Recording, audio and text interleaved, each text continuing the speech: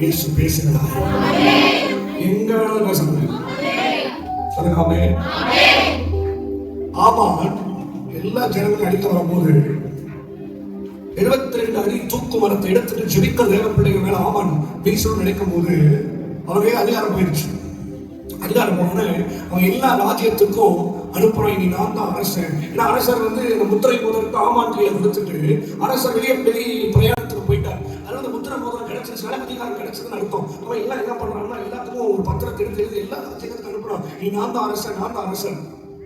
அப்ப இந்த ஜனங்க என்ன பண்ணாங்கன்னா, ஐயோ கொடுங்கோல கையில் ஆட்சி போயிருச்சு, இவன் வந்து அழைச்சிருவானு சொல்லி ஜனங்கள் 72 மணி நேரம் முழங்கால படிக்கும் போது இவன் என்ன பண்ணான்னா 72 அடி தூக்கு மரத்தை எடுத்துட்டு வந்து இவெல்லாம் முடிக்கணும்னு நினைச்சாங்க. என்ன தெரியுமா, அரசர் வந்துட்டாரு. அரசர் பெற்றோருக்குள்ள இயேசு போய் பேசுறார்.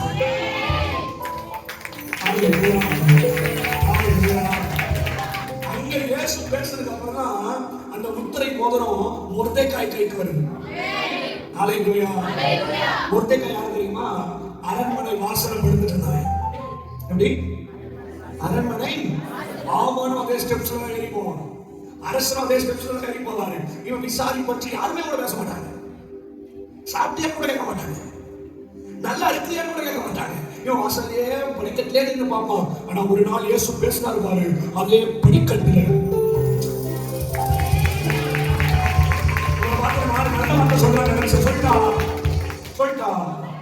நீ விழுந்து கிடந்த இடத்தில் கர்த்தர் நடக்க செய்ய போகிறார்.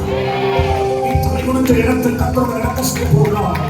நீ விசாரிப்பட்டு கிடந்த இடத்தில் கர்த்தர் நடக்க போகிறார். எப்படி யாரும் பேசலையே நின்ற இடத்தில் கர்த்தரே உனக்காய் 2 நிமிஷம் கைதட்டி கர்த்தர் துதி. இதுவரைக்கும் கர்த்தரோட கைதட்டி, இதுவரைக்கும் சொல்லாதவரை ஆமென்.